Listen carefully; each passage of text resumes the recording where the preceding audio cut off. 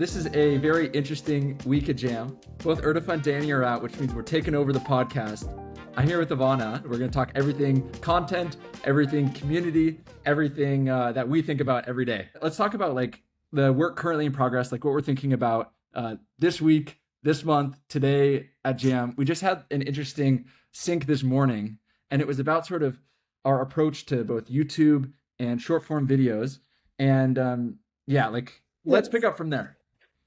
Yeah. So basically what we talked about this morning, we were thinking about like, how do we sort of frame this like YouTube publishing cadence, right? We are thinking about maybe scaling it back down to do less videos in favor of like more quality, bigger kind of projects. And as I think about this and I think about like this thing, it sort of becomes like kind of like a recurring theme in our marketing kind of like challenges and talks. I think we're always sort of still trying to figure out the balance, between scaling and meeting like our quality bar. Like, we always want to deliver a wow. And so like, do you remember, for example, obviously you remember, but like when you were leading the owl video experiment, like, what was that like? I think because we faced like a similar challenge then. Yeah. So when we say the owl video experiment, what we're really talking about, like on our, we're thinking about basically how is it that we're gonna reach, I guess what we would call maybe like content market fit. Maybe I'll call that. I don't know if it's a proper way. That's sort of how I've been thinking about it. Like essentially, we want to create a media part of what it means to be in the Jam world, where we create videos that either people are finding entertaining, either they're learning something from it, like something that basically people that like Jam like these videos. And it's a way that new people would learn about Jam. It's a way that people that already like Jam could also learn new things relevant to their work. Like essentially, the question is, how do we build this world and essentially find through this like iterative, Jam approach, how do we find out what this content world is for us? And so, like, of course, where we start is just going, right? We start just like running at the problem, right? We say like, all right, maybe short form video, maybe focusing on short form video is a good way for us to we might as well start there. We see a lot of businesses doing well, and being able to build that up as a strategy.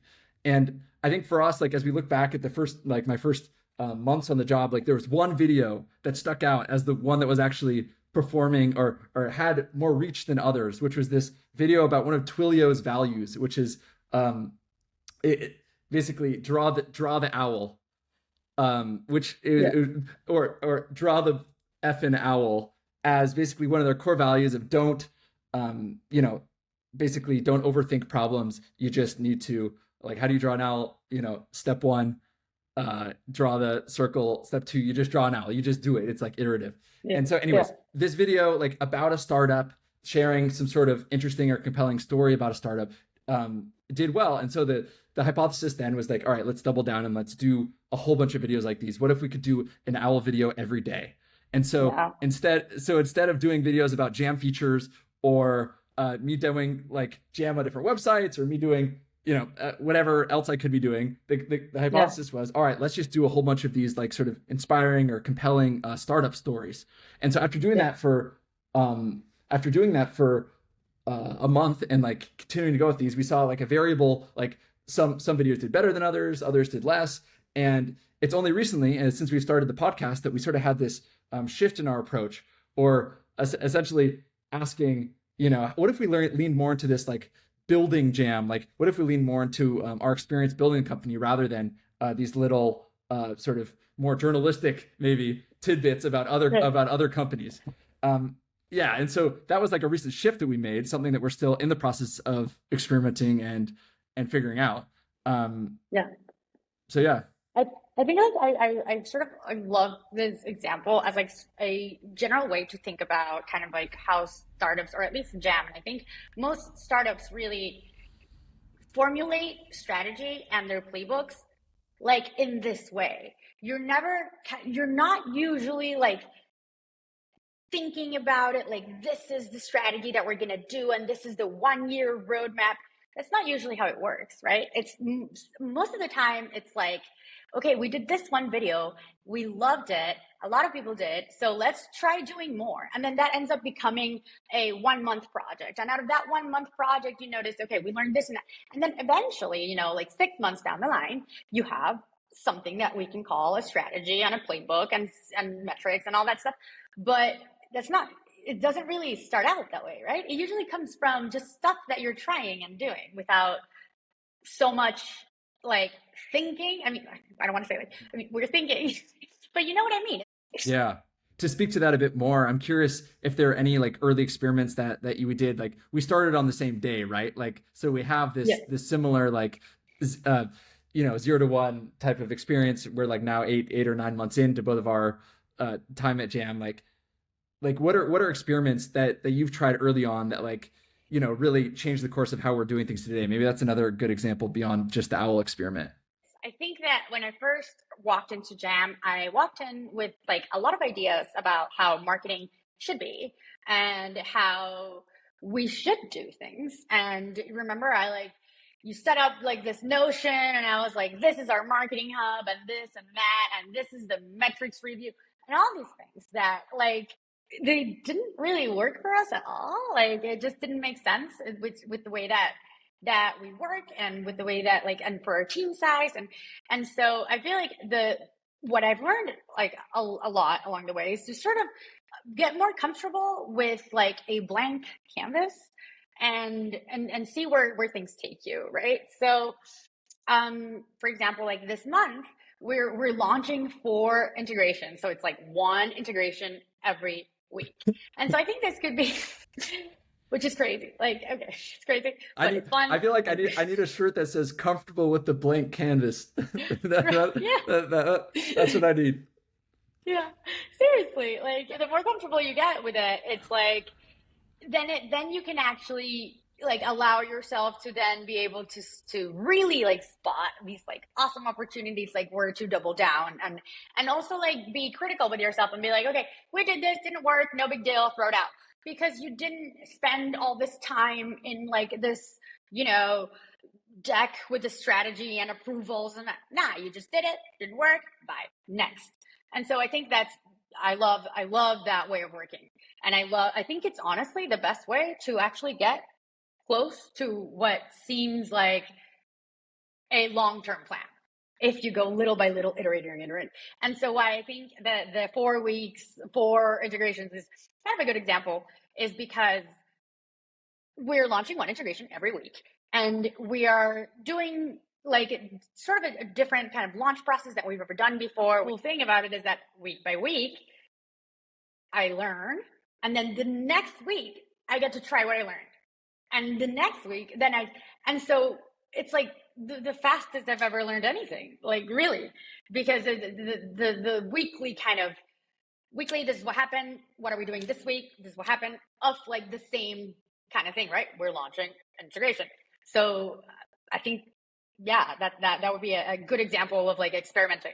Yeah, I mean, four integrations this month. Like, obviously, there's a lot that's happening. I'm curious though. I mean, like we're launching things all the time. You've probably gone through maybe like as you say, you've iterated so much on these, right? You've probably launched I don't know maybe 20 different features since you've joined something like this. I'm curious for anyone listening if you can help break down what really goes behind a feature launch at Jam. What are the things that you sort of have on your checklist or that are top of mind in terms of the importance in terms of when you're launching a new feature? I feel like I want to start with like a big caveat of like there's like a Jam engineering and Jam product teams are the ones who actually get these features ready, and then Yeah. all that we come in and do is like announce them. We have like a kind of like a few standard channels where we announce our launches, and they serve kind of different purposes, right? So our newsletter, the marketing emails that we send about product updates, for the people who subscribe to them, are the way that we communicate mainly with our, obviously, like our users, right? They're the ones who receive that newsletter. And so the tone there is a little bit different than it would be like in a more public channel, because our users are very familiar with Jam already. So there is less like education that needs to happen, more kind of just personal communication, which is really fun, and that's an email.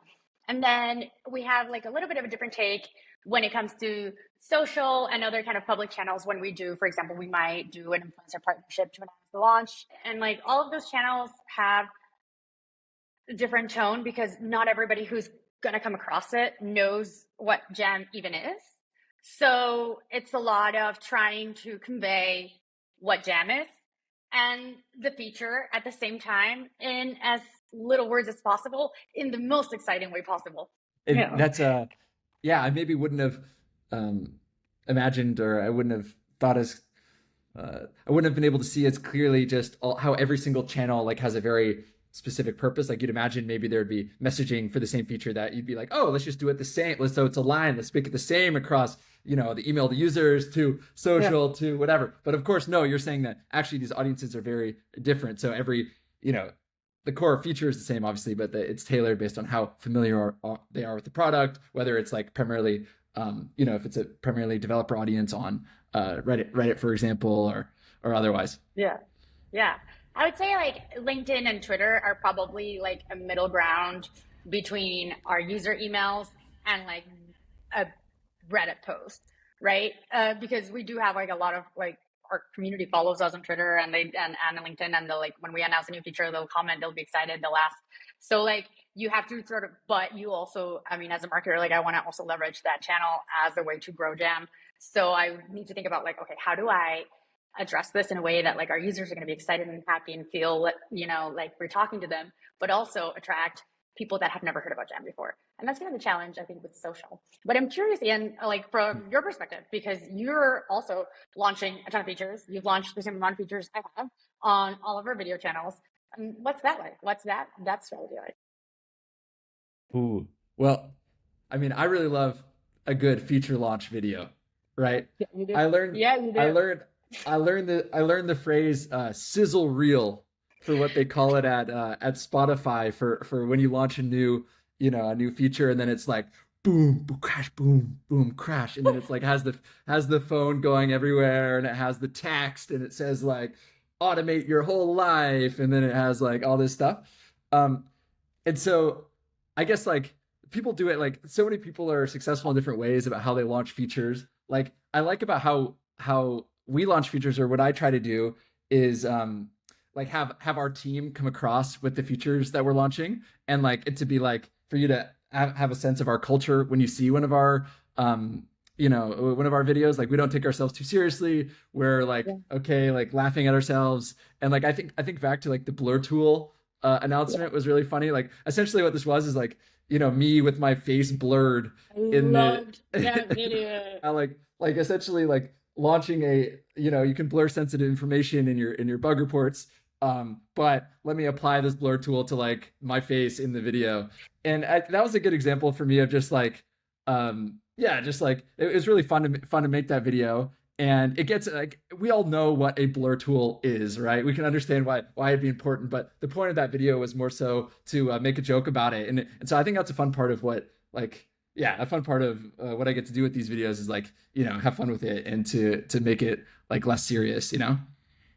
Yeah, I actually think like I want you to, if you could, expand a little bit more on that because I really, really love like your approach to a lot of our feature launches that are, like quality of life updates, fun stuff that aren't necessarily like you need to see the product screen or whatever. Because I mean, when we launch folders, like you know what a folder is, right? Like we don't need so much to show you, but like it's so easy to revert to like, let me show you the product screen, let me show you the folder. And so you often really step outside of that and like do just really fun things. Why? Oh yeah. How do you think about it? Yeah, I mean the concept for the folder video was like, what if I explain the folder feature with physical folders instead of showing you the in product screens using the folders? And I remember what that looked like is like, me setting up this like super gnarly camera rig where I had like, my tripod on top of my wardrobe, like leaning off of like leaning on top of the banister so that it could get down. And then I did this whole stop motion thing with all the folders on the floor. And I mean, the point with that is like I see a lot of these like uh like I see a lot of these videos that I love, these videos where I guess they're more like artistic, like take I guess put craft into videos about software, and to take the real world and have real like physical manifestations of things that are in software. And I think that how you choose the right like metaphors there is like a really important um it's a tool that you can use to like really get across the right message. I think often people want to latch on to what's the idea behind the company. And I think that for Yeah. us, like, I think that we're in a really unique and cool position to be, essentially building the building things company. Like, I Yeah. really find this idea super compelling whenever Danny talks about it. I Yeah. mean, this idea that like we are building a software that enables anyone to build software faster and to build it with higher quality. And Yeah. that sort of Yeah. like philosophy is like one that guides when I'm thinking about where we should take our YouTube channel and where we should take our content, is like how are we leading into like what that really means, like what are different Yeah. ways that we could make videos that are relevant and interesting and compelling for these people that are for everyone that's using Jam to build. And so I really love that Yeah. like Yeah. that's sort of the one liner that we've hung on to sort of internally. All right, let's do the challenges for the week. Do you have one to start with? Let's go. Yeah. So my challenge this week is that it is week 2 of 4 launches in 4 weeks at Jam. And this has been very challenging. There is a lot of things going on, right? And because time is so kind of like, okay, it's 1 week, then the next week, then the next week, you have to be thinking ahead, but also thinking right now. And so everything is like timed by the second. If like just one little thing sort of gets delayed or goes wrong, like it can throw everything off. And you have to be ready to like quickly pivot and not just like be ready yourself, but like be ready to make that call and like inform people of like, okay, guys, this is going to change. This is what we're going to do. And that's kind of challenging because it means like sometimes you're going to have to change the plan for like other people. Like I feel really bad when I have to like ask you like to not do this or that thing like for this video. Like it makes me feel, like really bad or like I was unprepared. And so that's a challenge with especially like, one launch every single week, I think is probably my biggest challenge. So what are your challenges this week? What I'm thinking about, like, I want to start sharing more behind the scenes, sort of polished YouTube videos on the Jam channel. So I want these to be just like answering honest questions for like for myself about the company. Maybe that's a bit of a selfish approach, but like what I love is that people are on board, right? Everyone at the team is happy to talk about what they're doing and what they're thinking about. But the challenge for me is I'm thinking about what are the most compelling and interesting topics to share about building Jam. We're of course doing this every week, and we're sharing, with this podcast. It of course has the same intention. But I think these YouTube videos they're I don't know, a good opportunity to highlight people who like everyone on the team. And so I'm really trying to think about how do we turn Zoom format videos into really compelling YouTube narratives. And so for me, like, where I start is like all the videos that are inspiring me that I'm seeing from like Browser Company and like Morning Brew and like all these like content wizards out there who are just like doing a great job on their own channels. And I can look at those, but I'm asking myself, what's the Jam flavor of this?